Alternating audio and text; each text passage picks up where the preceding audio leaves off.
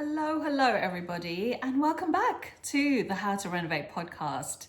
Today on the podcast, we are talking about home offices. So I'm going to be talking about creating a home office that works. So let me take you back, if I may, to 2020. So since then, home offices have become one of the most requested rooms in a home design whilst I've been working in renovations. And I mean, that's pretty obvious. It's because so many people are working from home now for most of the week, if not all of the week.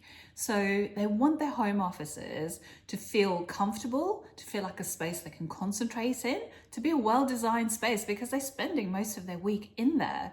And so long gone are the days where it's just the box room or a little desk at the end of the bed where people are working from. When people are renovating, they want a proper working space that suits them, that works for them, that's got all the comforts and all the tech that they need, all set up so that they're ready to go. Because I mean, you're spending most of your day in there, so you want it to feel good. So let's get into the episode, everybody. Let's get talking about how we can design those home offices into our homes. Okay, so number one, laying out or carving out a space for your home office zone. So obviously we're talking about renovations here, which generally means that people are doing a big renovation, kind of starting from scratch. And so they have the opportunity to lay out, to dedicate a space, to start from scratch and actually have a separate home office. Now, I know that's not always possible for everybody. Perhaps you don't have a whole room that you can dedicate to a home office and you need to allocate a section or a desk in another room as your home office. But let's talk about first, if you're laying out your floor plan and you have the opportunity to dedicate an entire room to a home office. So I would say things to consider when you're looking at your floor plan and you're deciding where to have your home office.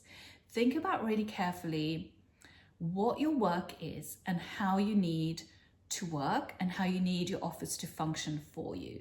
If you do the type of work where you need a quiet room and a closed door, then a desk in the dining room or in the kitchen somewhere is not going to work for you. You need to find somewhere that you can plan a dedicated space for your work. So that's the first thing. And then secondly, you need to think about where in the home would be good for you to work. And so I say that because I have a home office, which is a small room. It's quite dark. It's placed in the house that doesn't get a lot of light. And for me, light is quite important. So I like to work where there's lots of light. It makes me feel more energetic. It makes me feel more inspired. And so actually, if I had to redo things, I would probably put that office somewhere else that got a lot more light. For example, our bedroom gets loads of light, but we're not in there most of the day. So actually, from a personal point of view, I would much rather swap out my lovely bright bedroom for a cozier space, a darker space where you go to at night to sleep, and have my home office where I spend most of my day in this lovely light-filled room. So obviously if you're renovating from scratch, you're doing a big reno, you do have the opportunity to carve out a separate room that you can shut the door and that can be your home office. And then just carefully thinking about where in the floor plan, where in the home you would prefer to work, what your work is. Do you need quiet? Do you need the private space? Do you prefer the light? So just think about all of those things when you're thinking about where to place your home office. I would say it's so important, and so many more of us are working from home now, that it's really important to choose somewhere that you can work well, that you can be productive. Or perhaps you don't have the opportunity. Perhaps you're not renovating from scratch and you cannot dedicate a whole room. Then think really carefully about the best placement for your desk, where you can carve out a working zone within your home. Perhaps it's a desk tucked into an alcove, or maybe just a little nook in the hallway or somewhere under the stairs with some shelves above. And so just if you have a small area like that, just think about designing it really carefully so that it can be compact, but it still can kind of have everything that you need to hand. You need some storage. You obviously need your tech in place, And so just think about carefully how you can plan that to just be in the best place for you in your home, where you can work well, but also where it can be convenient for you and where you can concentrate and where you can be productive. And then moving on to number 2. So let's talk about the storage and the tech. So when you're renovating, you want to think really carefully, as always, as with any room in the house, about the storage. Think about everything you need to keep with you in terms of your work, everything you need to have close at hand, and then make sure that there's enough storage for that and suitable storage for that. And then it's always really lovely also to, if you are dedicating a space or room to a home office anyway, to make it feel really lovely. So I designed a client home office not too long ago, maybe a couple of years ago, and we went for this full-on library feel. So we put shelving all around the room where she's got all the books up, a beautiful piece of art centered on the one wall between the bookshelves, and then these gorgeous library lights above the artwork and above the shelves.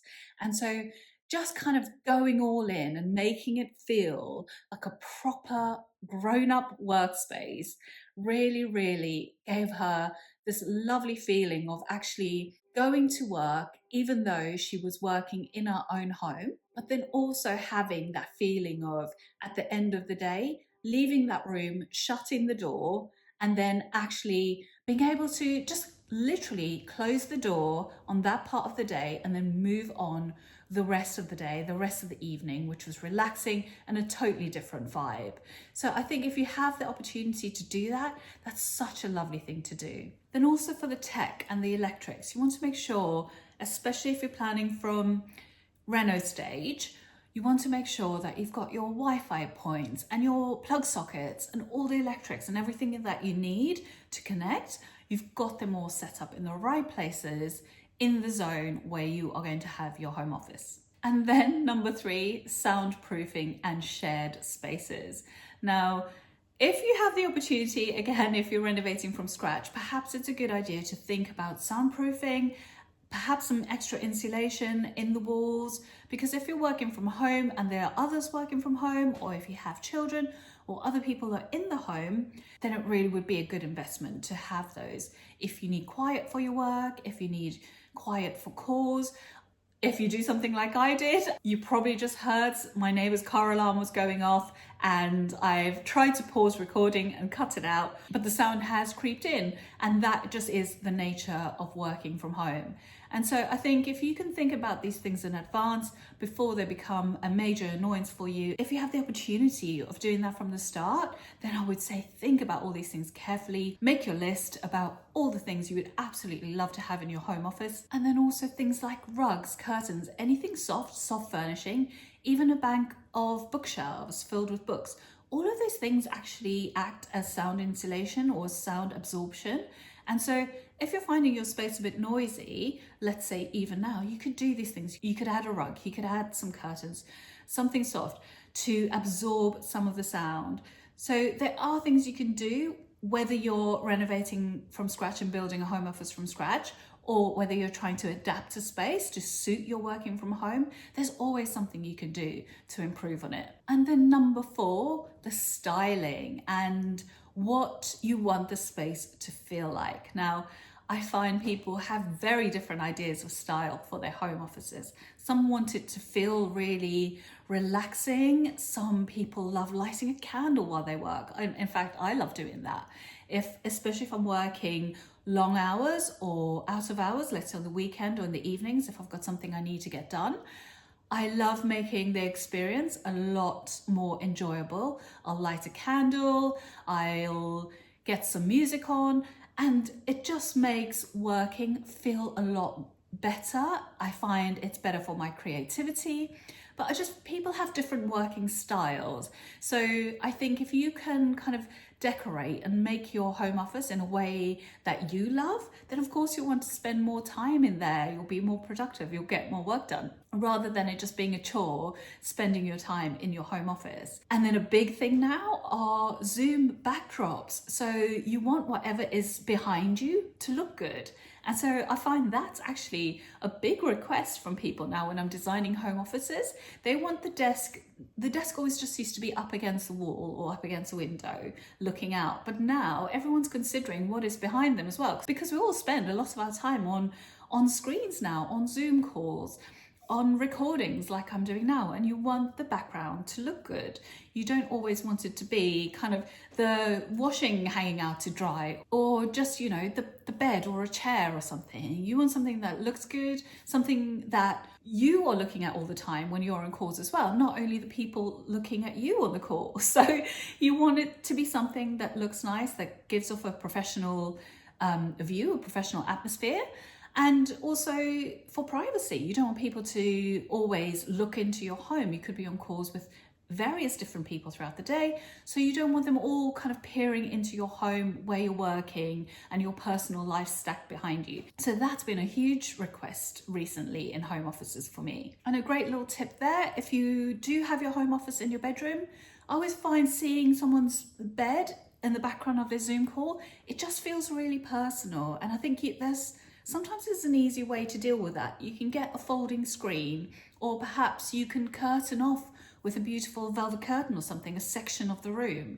So there's always solutions that you can kind of make it feel more private, kind of keep your bedroom private, but still have the area that feels like work without exposing everything to everybody on your Zoom call. So you can go all out, like the library shelving I was telling you about earlier for my client, or you could go really simple, where you just have a shelf, a plant, and a few stacked books. Both can look just as good.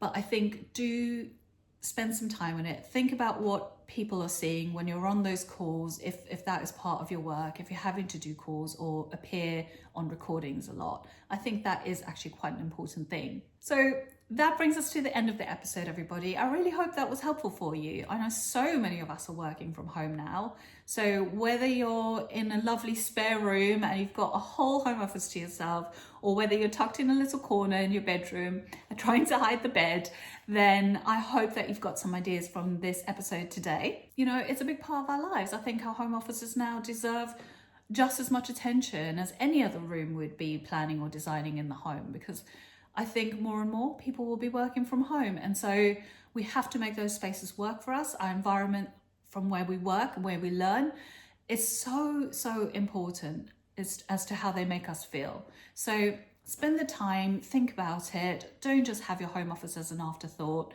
Try and plan it well. Try and think about what you love.